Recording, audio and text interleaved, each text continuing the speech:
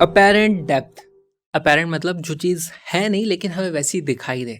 तो यहाँ पर देखो होता क्या है, हमारे पास मान लो कोई ऑब्जेक्ट है, यहाँ पर दिस इज एन ऑब्जेक्ट, और यहाँ से जब लाइट रे जाती है तो यहाँ पर देखो रिफ्रैक्शन होगा और वो अवे फ्रॉम द नॉर्मल इस तरीके से बेंड हो जाएगी। अब यहाँ पर अगर कोई ऑब्जर्वर है तो उसको तो ऐसा लगेगा लाइट रे यहाँ से आ रही है, बेसिकली उसको ऐसा लगता है कि ऑब्जेक्ट थोड़ा ऊपर है। इसकी जो ओरिजिनल डेप्थ होती है, मान लो ये वाली जो डेप्थ थी उसको मैं बोल दूँ ये थी डी, तो हमको जो दिखाई देती है वो होती है अपेरेंट डेप्थ, इस तरीके से डी डैश। और यहाँ पर डी डैश की जो वैल्यू होती है, डी डैश की वैल्यू कितनी आ जाती है, D into mu of observer divided by mu of object. ये चीज़ आपको याद रखनी है। इसका डेरिवेशन कहाँ से आता है हमारे पास, आप इस तरीके से देखो, यहाँ पर स्नेल्स लॉ लगा सकते हो। यहाँ पर ये एंगल हो जाएगा हमारा आई, ये एंगल हो जाएगा हमारे पास आर, आप स्नेल्स लॉ लगा सकते हो। और इस छोटे से ट्राइंगल में भी देखो, अगर ये वाला एंगल आर है तो हमारे पास ये वाला एंगल भी कितना हो जाता है, दिस विल बिकम आर। और यहाँ पर आप स्नेल्स लॉ लगा सकते हो, वहाँ पे आपको अप्रॉक्सीमेशन करना पड़ेगा, sine i is approximately equal to tan i. इस तरीके से आप इस डेप्थ और इस डेप्थ के बीच में यहाँ पर रिलेशन निकाल पाओगे। रिलेशन निकल के ही आता है। अब इसको फील करने की कोशिश करते हैं, देखो होगा क्या।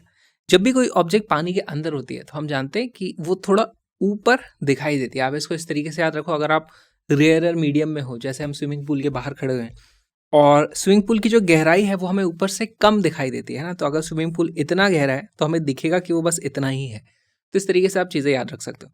अब यहाँ पर फॉर्मूला किस तरीके से लगाओगे, देखो यहाँ पर हमारे पास ये वाला फैक्टर 1 से छोटा होना चाहिए अगर स्विमिंग पूल वाली सिचुएशन है तो, है ना, तो वहाँ पे हम डायरेक्टली इसको यूज़ कर पाएंगे। इसके कुछ एग्जांपल सॉल्व कर लेंगे तो आपको चीज़ें एकदम क्लियर हो जाएगी। ये हमारे पास एक सिंपल सा फॉर्मूला आ जाता है। अब इसके कुछ एग्जांपल्स देख लेते हैं।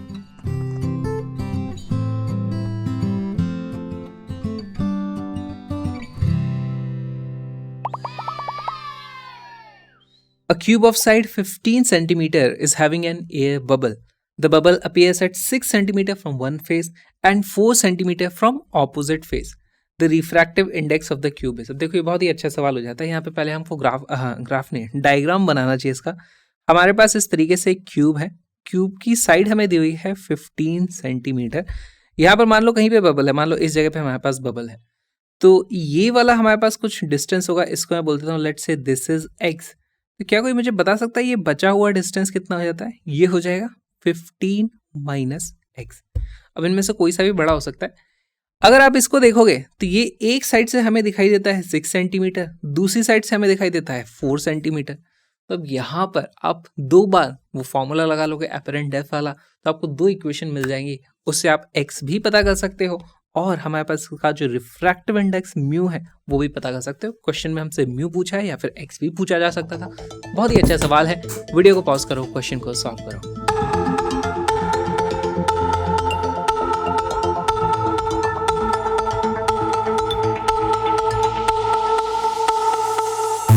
इसका करेक्ट आंसर है 3/2। सॉल्व करना शुरू करते हैं।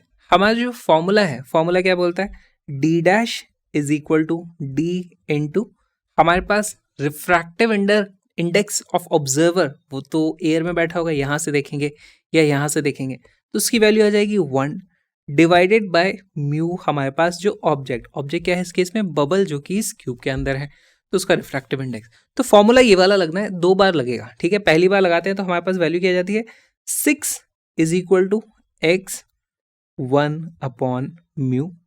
ये हमारे पास पहली इक्वेशन आ जाती है। दूसरी इक्वेशन हमारे पास आ जाएगी 4 is equal to 15 minus x और फिर हमारे पास फिर से आ जाएगा 1 अपॉन म्यू।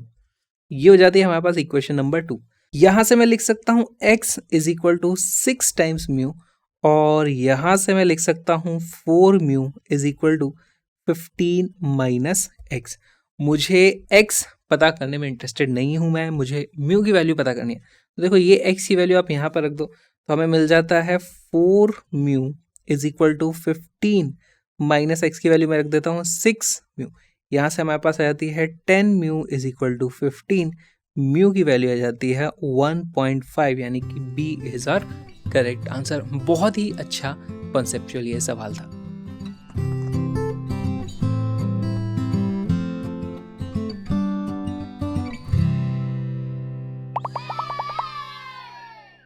अपेरेंट डेप्थ के कुछ कॉम्प्लिकेटेड सवाल देख लेते हैं। तो यहाँ पे क्या होता है, हमारे पास अभी तक हम क्या देखते थे, हमारे पास ये सब कुछ नहीं होता था, सिर्फ एक ऑब्जेक्ट होती थी, एक मीडियम का इंटरफेस होता था और यहाँ पर ऑब्जर्वर होता था। हम सीधे सीधे हमारा फॉर्मूला लगा देते थे।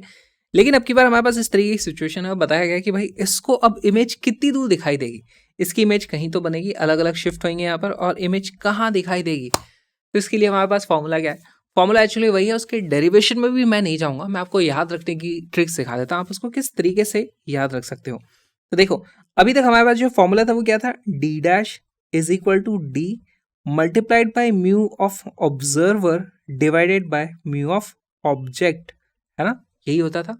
देखो इसी को थोड़ा सा इधर उधर करके मैं आपको लिखना सिखा देता हूँ। पहले फॉर्मूला क्या आएगा, फॉर्मूला जाता है D dash is equal to mu observer को आप पहले ले लो, तो यह जाता है म्यू ऑब्जर्वर मल्टीप्लाइड बाय हमारे पास बचता है डी अपॉन म्यू ऑब्जेक्ट। यहां पर डी क्या होता था, जितना ऑब्जेक्ट जिस मीडियम में थी वही वाला डिस्टेंस यहां पर ऊपर होता था। अब यहां पर हमारे पास अलग अलग मीडियम हो रखे हैं और उनकी अलग अलग डिस्टेंसेज है हमारे पास, ये अलग डिस्टेंस है, ये अलग डिस्टेंस है, ये अलग डिस्टेंस है। तो हम एक काम करते हैं, यहां पर हम इस तरीके से लिख देंगे summation of D upon mu, ठीक। इससे हमें टोटल डिस्टेंस दिख जाएगा, कितनी दूरी पर हमारे पास ऑब्जेक्ट है। अब इस पर्टिकुलर केस में मैं आपको वो यूज करके दिखा दूंगा, तो आपके सारे डाउट्स क्लियर हो जाएंगे किस तरीके से इसको यूज करना है। तो देखो हमें लिखना है डी डैश, पहली बार डी डैश क्या है, यहां से जो इमेज बनेगी इस पॉइंट से हमें नापना पड़ेगा, यहां से यहां तक। मान लो यहां पर हमें इमेज दिखती है तो डी डैश हो जाएगा, यहां पर बनी होगी इमेज। अब वो कैसे बनी है वो सब रे डायग्राम हमें बनाने की जरूरत ही नहीं है, हमें सीधे फॉर्मूला लगाना आना चाहिए। तो देखो डी डैश की जो वैल्यू आएगी हमारे केस में आ जाती है D dash is equal to mu of observer. Observer किस रिफ्रैक्टिव इंडेक्स में है, वो है 1.25, यहाँ पे लिखेंगे हम 1.25 multiplied by sum of D upon mu. अब ये डी अपॉन म्यू हमें जितने भी बीच में डिस्टेंसेस हैं सबके लिए करना पड़ेगा, ठीक है। तो लाइन से करते चलो, डी अपॉन म्यू, पहले बात ये एक रिफ्रैक्टिव मीडियम है, ये दूसरा मीडियम, तीसरा मीडियम, चौथा मीडियम, सबके लिए हमें करना पड़ेगा, किसी को इग्नोर नहीं करेंगे। यहां पर ये वाला डिस्टेंस कितना है 20 सेंटीमीटर डिवाइडेड बाय उसका रिफ्रैक्टिव इंडेक्स जो है 2, आ जाएगा 20 डिवाइडेड बाय 2 प्लस दूसरा वाला हमारे पास ये वाला डिस्टेंस कितना है 15 सेंटीमीटर, दिया जाता है 15 डिवाइडेड बाय इसका रिफ्रैक्टिव इंडेक्स कितना है 1.5, ठीक।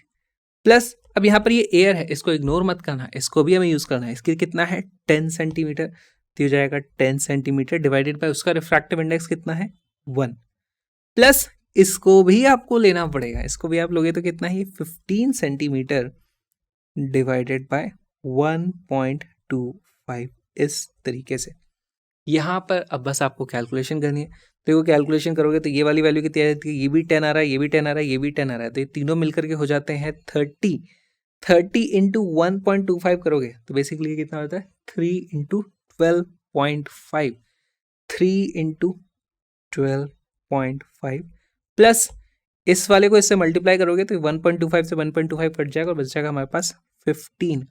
तो ये जो वैल्यू आ जाती है ये कितनी आ जाती है 37.5 प्लस 15 47.5 और ये आ जाता है 52.5 सेंटीमीटर।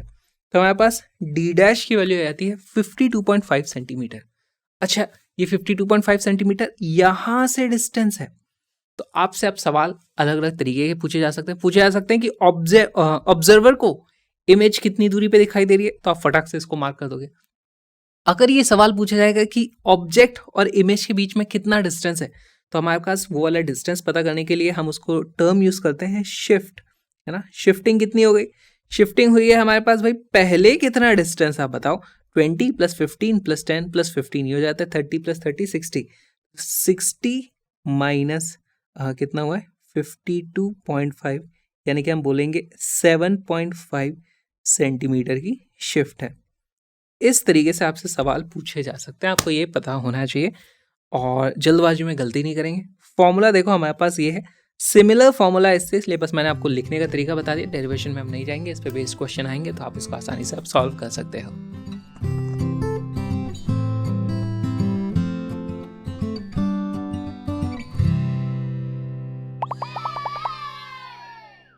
बहुत ही पॉपुलर है बर्ड फिश प्रॉब्लम। इसमें क्या होता है, हमारे पास एक यहाँ पर मान लो एक बर्ड है और यहाँ पर एक फिश है।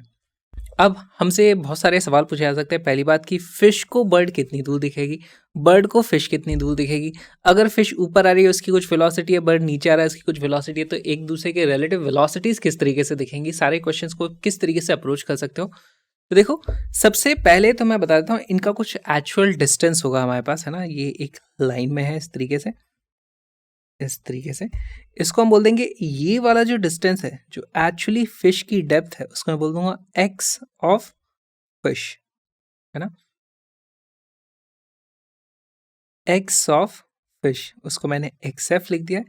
और ये जो है हमारे पास, उसको लिख दूंगा एक्स ऑफ बर्ड। इस तरीके से हमारे पास बर्ड किसी मीडियम में है, अभी देख सकते हैं हम वो एयर है, लेकिन कोई और भी मीडियम हो सकता है। तो यहाँ पर इसको मैं लिख दूंगा म्यू ऑफ बर्ड, इसको मैं लिख दूंगा this is mu of fish, इस तरीके से। अब हमारे पास जो अपेरेंट डेप्थ वाला फॉर्मूला है ना, उसके हिसाब से मैं लिख सकता हूँ। देखो, अगर मैं पूछूं कि बर्ड को फिश कितनी दूरी पर दिख रही है, तो हम लिखेंगे उसको x of bird with respect to fish, ठीक है। यानी कि बर्ड का एक्स कोऑर्डिनेट कितनी दूर है विद रेस्पेक्ट टू फिश। तो इसके लिए देखो, हमारे पास जो फॉर्मूला था, अभी हमने क्या देखा था, वो हम लिखते थे म्यू ऑफ ऑब्जर्वर और फिर हम करते थे summation of D upon mu, इस तरीके से। तो म्यू ऑफ ऑब्जर्वर, इस केस में ऑब्जर्वर कौन है, यहाँ पर देखो फिश देख रही है ना। तो इसको पहले तो लिख दो x of bird WRT fish, जो कि पानी के अंदर है। तो यहाँ पर हमारे पास आएगा फॉर्मूले में म्यू ऑफ फिश, तो यहाँ पे लिखेंगे हम mu of fish multiplied by, अब हमें करना है summation of D upon mu. तो पहला डिस्टेंस तो ये है, दूसरा डिस्टेंस ये है। ये वाला जो डिस्टेंस था ये कितना है, एक्स एफ के बराबर। तो इसको मैं लिख दूंगा एक्स एफ डिवाइडेड बाई कौन से मीडियम में है, म्यू एफ में, तो हो जाएगा म्यू एफ, है ना। प्लस ये वाला डिस्टेंस कितना है, एक्स बी, तो this is x B divided by mu B, इस तरीके से हमारे पास आ जाता है। अब देखो, इसी को अगर मैं ओपन कर दूं, है ना, यहाँ पर ये ब्रैकेट ओपन कर दूं, तो ये म्यू एफ से म्यू एफ कट जाएगा, हमारे पास सिर्फ एक्स एफ बचेगा और ये कुछ और चीज़ बचती है। तो देखो, इसी को सिंप्लीफाई कर देते, आ जाता है x of bird with respect to fish is equal to, यहाँ पर आप इसको ओपन कर दोगे, हमारे पास बचेगा सिर्फ x F plus x B multiplied by mu of F divided by mu of bird. अब यहाँ पर देखो क्या चीज़ हो रही है, ये वही वाला सिंपल सा फॉर्मूला हो गया जब हमने एक सिंगल मीडियम में अपेरेंट डेप्थ बोला था, है ना। तो उस केस में हम क्या देख रहे हैं, ये जो फॉर्मूला है ये क्या चीज़ सिग्निफाई करता है, अगर ये चीज़ हमारी डी थी तो ये देखो ये है D into mu of observer divided by mu of object, ये वही डी डैश वाला फॉर्मूला आ गया। तो आप उस फॉर्मूले से भी इसको पता कर सकते हो। तो आपके पास बहुत सारे ऑप्शंस यहाँ पर आ जाते हैं, ठीक है। अगर सिमिलरली मैं पूछूं कि बर्ड को फिश कितनी दूर दिखेगी, तो हमारे पास यहाँ पर सवाल क्या आएगा, x of fish with respect to bird. तो देखो यहाँ पर सेम, पहले मैं ये वाला फॉर्मूला लगा दूंगा, है ना। ये वाला फॉर्मूला लगाओगे तो क्या चीज आती है हमारे पास, रिफ्रैक्टिव इंडेक्स ऑफ ऑब्जर्वर, तो यहाँ पर आएगा म्यू बी, फिर हमारे पास आ जाएगा summation of D upon mu. एक डिस्टेंस ये है, दूसरा डिस्टेंस ये है, ये वाला डिस्टेंस कितना है, एक्स बी, इसका रिफ्रैक्टिव इंडेक्स है म्यू बी, तो आता है हमारे पास x b upon mu b plus x f divided by mu f, इस तरीके से हमारे पास चीज आ जाती है। अगर हम डायरेक्टली हमारा अपेरेंट डेप्थ वाला फॉर्मूला लिखना चाहें, तो अब की बात देखो, मैं डायरेक्टली लिख रहा हूँ, लेकिन आप इसको एक्सपैंड करोगे तो भी एग्जैक्टली सेम रिजल्ट आएगा, है ना। तो किसी भी तरीके से कर सकते हो। तो देखो, distance of fish with respect to the bird, अब यहाँ पर बर्ड है, बर्ड को फिश कितनी दूर दिखेगी, देखो ये वाला डिस्टेंस तो सेम मीडियम में, इसमें तो कोई चेंज नहीं होगा, तो एक्स बी तो एज इट इज लिख देना चाहिए मुझे, वो आ जाता है एक्स बी प्लस, अब ये वाली जो डेप्थ है डी नहीं दिखती है हमें, डी की जगह डी डैश दिखाई देता है। डी डैश की वैल्यू कितनी होती है ना, ये हो जाता है, इसको मैं यहाँ पे लिख दूँ डी डैश, जहाँ पे डी डैश की वैल्यू हो जाती है x F multiplied by 1 upon mu F. 1 क्यों लिखा मैंने, 1 नहीं लिखना चाहिए, यहाँ पे लिखना चाहिए मुझे म्यू ऑफ बर्ड, ठीक है। तो अगर आप ये चीज़ यहाँ पर रख दोगे एज इट इज, तो बेसिकली वो यही वाला फॉर्मूला तो वो बन जाता है। तो ये हमारा मास्टर फॉर्मूला हो गया। मान लो यहाँ पे 2-4 मीडियम इस तरीके से होते तो भी ये वाला हमेशा काम करता है, ये फॉर्मूला हमेशा काम करेगा। ये वाला फॉर्मूला कौन सा हो गया? ये जो सिंप्लीफाइड फॉर्मूला है, आप किसी भी तरीके से इस चीज़ों को याद रख सकते हो, है ना, जो भी आपको आसान लगे। और एक चीज़, फॉर वेलोसिटीज आपको क्या करना है? डिफ्रेंशिएट कर देना है इसको, ठीक है। इसको जैसे ही आप डिफ्रेंशिएट करोगे आपको वेलोसिटीज मिल जाएंगी, और जो भी क्वेश्चन में पूछा होगा आपको इसको फिर आसानी से सॉल्व कर पाओगे। रटने की यहाँ पर कुछ ज़रूरत नहीं है। ये जो छोटा सा वीडियो आपने देखा, एक्चुअली एक छोटा सा पार्ट है एक छोटे से प्यारे से कोर्स का। फिजिक्स को कंप्लीटली कवर किया है 11th और 12th के सारे टॉपिक्स, बहुत सारे इंपॉर्टेंट कॉन्सेप्चुअल क्वेश्चंस और बहुत सारे प्रीवियस ईयर्स क्वेश्चंस, ताकि आप बहुत ही कम टाइम में बेहतरीन तरीके से अपनी तैयारी कर सको। हमने सारी किताबें पढ़ ली, सारे क्वेश्चंस देख लिए, ताकि आपको छांट के हैंड पिक क्वेश्चंस हम दे पाए। तो आ जाओ, link is in the description. Colourful PDF जो आप रिवीजन के लिए यूज़ कर सकते हो वो एब्सोल्युटली फ्री हैं। तो आप इस कंटेंट के, इस जो पूरे के पूरे कोर्स है उसके नोट्स का लिंक डिस्क्रिप्शन में मिल जाएगा आपको, वहाँ से आप नोट्स डाउनलोड करके देख लो। सारी चीज़ें कवर की गई हैं। उसके बाद आप चाहो तो इस कोर्स को ले सकते हो। हम मिलेंगे पूरे के पूरे कोर्स में या फिर व्लॉग्स में। व्लॉगिंग चैनल को भी सब्सक्राइब करना। मिलते हैं नेक्स्ट वीडियो में।